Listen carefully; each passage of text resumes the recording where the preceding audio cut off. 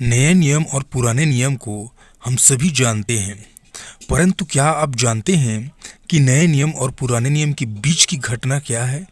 जी हाँ, नए नियम और पुराने नियम को जोड़ने वाली एक ऐसी कड़ी भी है जो दोनों के बीच पाई जाती है, और यह एक साइलेंट घटना है जिसका वर्णन या जिक्र बाइबल में नहीं परंतु इतिहास में पाया जाता है। और आज की इस वीडियो में हम उन्हीं घटनाओं पर चर्चा करेंगे, उस पर ध्यान करेंगे। नए नियम और पुराने नियम के बीच बहुत सारी घटनाएं घटी हैं जिसको बहुत सारे लोग नहीं जानते हैं। यह घटना लगभग 400 वर्षों की घटना है या अंतराल है, अर्थात नए नियम और पुराने नियम के बीच लगभग 400 वर्षों का समय पाया जाता है, और इन समयों में बहुत सारी घटनाएं घटी है। इस समय को साइलेंट ईयर कहा जाता है या फिर इंटरटेस्टामेंटल ईयर भी कहा जाता है। यह इसलिए है क्योंकि इन वर्षों में परमेश्वर ने कभी किसी व्यक्ति से बात नहीं की या इजरायलियों से बात नहीं की। परमेश्वर खामोश रहा और कभी किसी को परमेश्वर की ओर से न तो कोई दर्शन और न ही कोई स्वप्न मिला, और न ही नबी के द्वारा परमेश्वर ने कभी कोई बात की। दूसरे शब्दों में हम यह कह सकते हैं कि इतने वर्षों तक परमेश्वर इजरायलियों से नाराज रहा, और यह उनकी पापों और दुष्टता की वजह से है। क्योंकि पुराने नियम से इस बात को हम देखते आते हैं कि इजरायली बार बार पाप करते हैं और परमेश्वर अपने दास भविष्यवक्ताओं के द्वारा उन्हें चेतावनी देता है, उन्हें मन फिराने के लिए कहता है, परंतु इसके बावजूद भी इजरायली मन नहीं फिराते और अपने पापों और दुष्टता में पड़े रहते हैं। यह श्रृंखला पूरे राजाओं की पुस्तक में या राजाओं के काल में और मलाकी की अंतिम पुस्तक तक पाई जाती है। परमेश्वर मलाकी द्वारा इस पुस्तक में अंत के समय की भविष्यवाणी करता है, और इस रीति से इस पुस्तक का अंत हो जाता है और परमेश्वर इजरायलियों से अपना मुख फेर लेता है एवं उनको उन्हीं के हालातों में छोड़ देता है।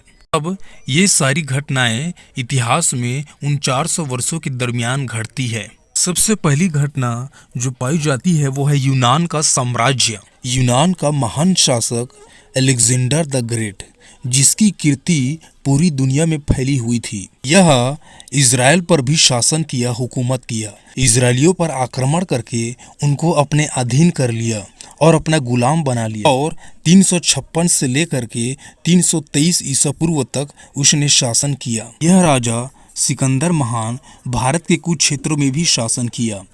प्राचीन काल में इसकी सत्ता बहुत बड़ी थी और इसका साम्राज्य दूर दूर तक फैला हुआ था, और इसलिए उसने अपने शासन काल में अपने पूरे साम्राज्य में यूनानी सभ्यता, संस्कृति और भाषा का प्रचार प्रसार करवाया और अपने संपूर्ण साम्राज्य में उसको फैला दिया। इसलिए उसके अधीन समस्त लोग यूनानी भाषा, संस्कृति और सभ्यता का ज्ञान रखते थे। यही कारण है कि यीशु मसीह और उसके चेले और समस्त इजरायली लोग यूनानी भाषा बोलते थे, और नए नियम को भी यूनानी भाषा में ही लिखा गया है मूल रूप से, क्योंकि यह उस समय की अंतर्राष्ट्रीय भाषा बन गई थी।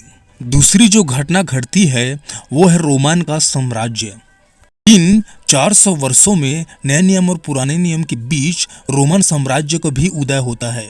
इसका शासनकाल 63 बीसी से लेकर के 636 एडी तक पाया जाता है। रोमन शासक इजराइल के अलावा और कई प्रांतों पर शासन करता था।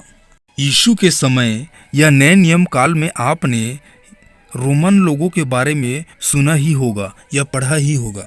यह इसलिए है क्योंकि इनका इतिहास इन्हीं 400 वर्षों के बीच पाई जाती है। 63 बीसी में रोम के शासक जनरल पोम्पी ने यरूशलेम और फलस्तीन पर आक्रमण करके उन पर कब्जा कर लिया और उन्हें अपना गुलाम बना लिया। रोमी लोगों का मातृभाषा लैटिन थी, और इसलिए जब इनका सत्ता आया तो इन्होंने भी अपनी भाषा और संस्कृति को लोगों को सिखाना शुरू कर दिया।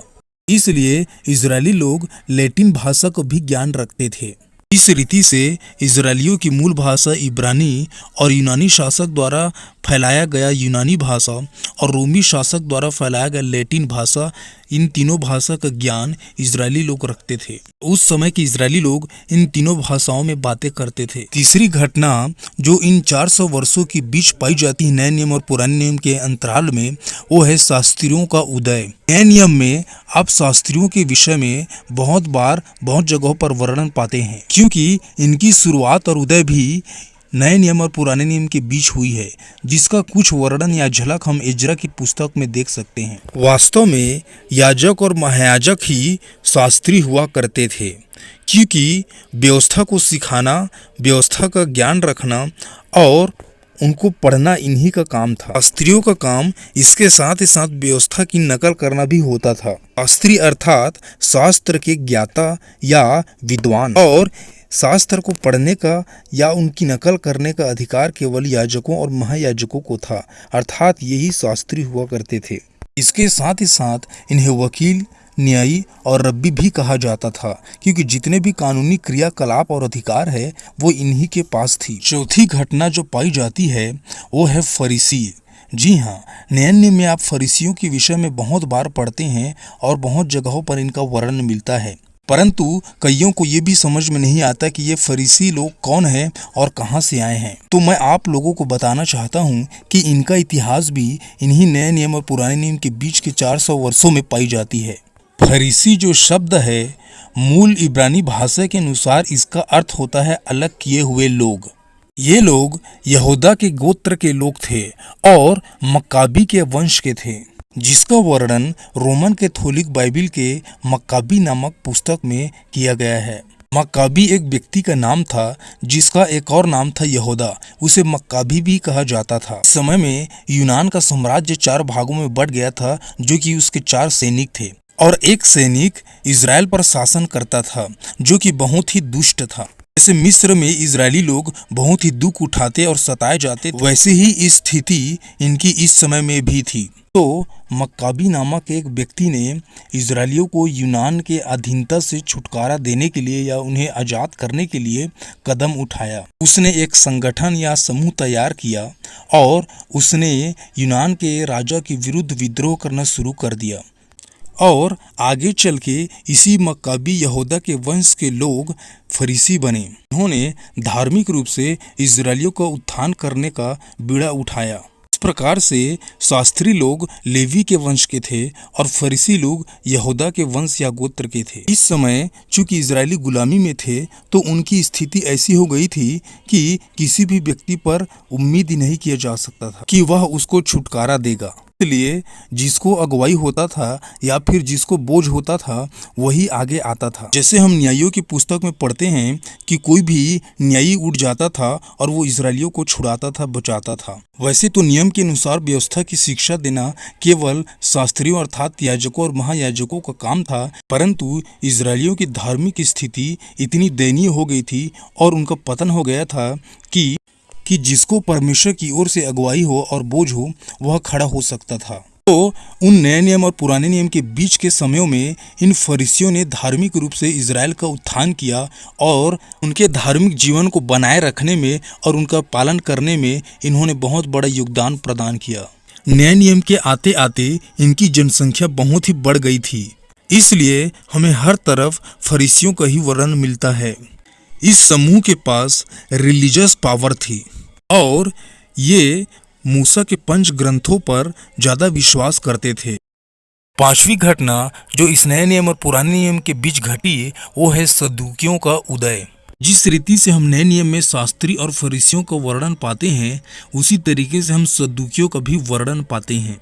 और बहुत सारे लोग कई बार बाइबिल के इन कैरेक्टर्स को पढ़ते हुए कंफ्यूज हो जाते हैं कि ये लोग कौन है और कहाँ से आए हैं। जिस प्रकार से शास्त्री और फरीसियों का नए नियम और पुराने नियम के बीच उदय हुआ और विकास, इसी रीति से सदूकियों का भी उदय और विकास हुआ। सदूकी लोग याजक के वंश के लोग थे, अर्थात ये लोग भी शास्त्रियों के ग्रुप से ही थे, परंतु इनका खुद का एक अलग ही ग्रुप था, पंथ था। इस प्रकार से आज मसीहत में बहुत सारे डिनोमिनेशन या पंथ पाए जाते हैं। इसी प्रकार से हम इन शास्त्रियों और फरीसियों और सदूकियों को समझ सकते हैं। जिस प्रकार से आज अलग अलग डिनोमिनेशंस की अलग अलग शिक्षाएं हैं और कई शिक्षाएं एक दूसरे की विरोधाभास है, उसी रीति से हम इन शास्त्रियों और फरीसियों और सदुकियों की शिक्षाओं को भी समझ सकते हैं। फरीसी और शास्त्रियों में कभी भी मेल नहीं होती थी, कभी भी उनकी नहीं बनती थी और उनकी शिक्षाएं भी एक दूसरे के विपरीत हुआ करती थी। सदुकी लोग पंच ग्रंथ पर विश्वास नहीं करते थे और इसलिए वे पुनरुत्थान पर, स्वर्गदूतों और शैतान पर भी विश्वास नहीं करते थे, क्योंकि वे कहते थे कि इसका वर्णन पंच ग्रंथ में नहीं पाया जाता। ऐसा कहा जाता है कि ये सदुकी लोग सादोक महायाजक के वंश के थे, जिसका वर्णन हमें पुराने नियम में मिलता है और इसीलिए उनको सदुकी कहा जाता है, अर्थात सादोक से ही सदुकी शब्द बने। के पास रिलीजियस पावर के साथ साथ पॉलिटिकल पावर भी थी।